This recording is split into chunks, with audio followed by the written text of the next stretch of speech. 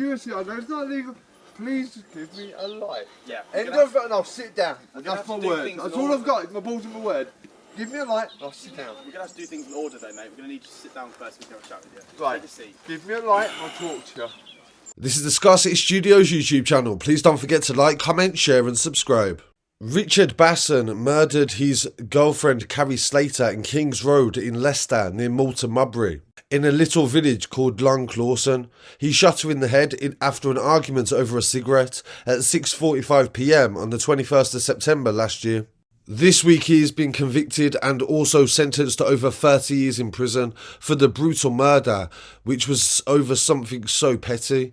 Even during his arrest, Richard was just asking for a cigarette. It seems to be the only thing that he actually really cared about in life. And to make matters worse, he didn't admit to murdering Carrie Slater. He said it was an accident and that during a struggle where she tried to stab him, he hit her in the head with a pool cue. But the post-mortem examination would later reveal that she was murdered. Basson said in a police statement that I stabbed her in the face with the pool cue. I didn't mean to stab her. I meant to just warn her to get away from me. She was coming at me with a knife.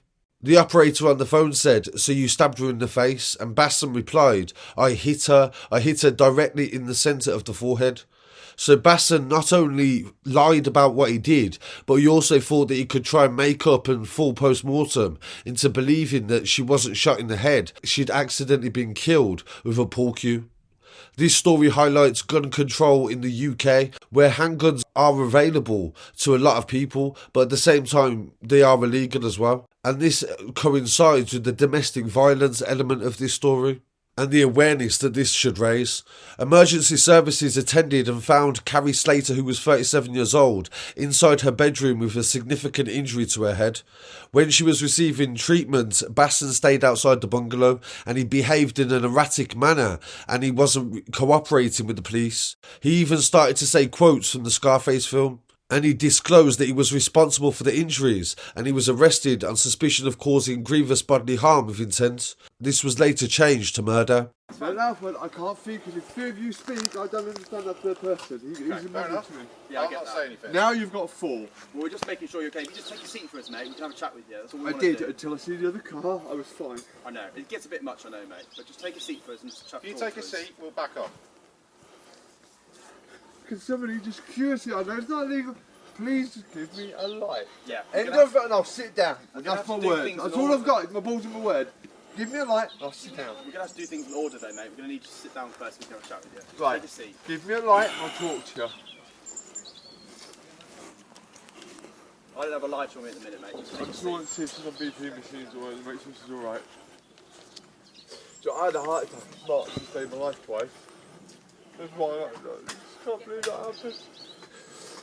So see, she came at me, she was like that fucking with a knife, stabbed it in the door and I just wallet.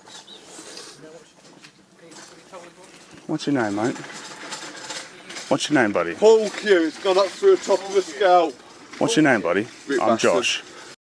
Talk to me for You a second, pulled mate. the taser- No, I yes, didn't. just 'cause No, I you have didn't, to. mate. No, I didn't. Don't grab her.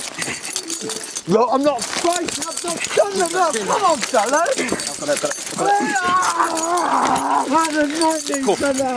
Cuffs. I'm Cuffs. being reasonable. You weren't being reasonable. You weren't being reasonable at all, mate. All I wanted was a life. I didn't wanted a cigarette. Right. All right. Any time you're under arrest for deviation, you didn't have to say anything. You may have to you're not mentioning more questions. Following Basson's arrest, police conducted a routine search of the bungalow.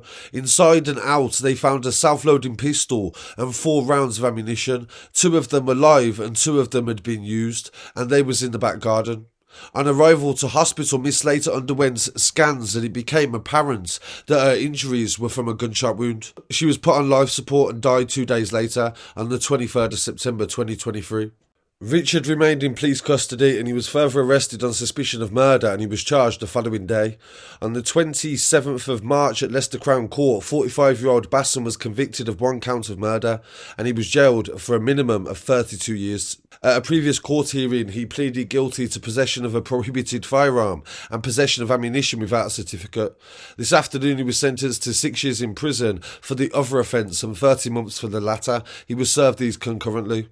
Detective Inspector Emma Watts from the East Midlands Special Operations Unit said, "My thoughts and condolences are with Carrie's family and loved ones who know that this struggle is hard to come to terms with and we don't understand why Carrie was killed. Hopefully today's outcome will provide a degree of closure and everybody else can move on with their life." So this story definitely goes to highlight several of these problems that occur, and also as well to speak out sometimes if you are in a relationship where this does become a situation, and also the risk that firearms pose when they are available during arguments.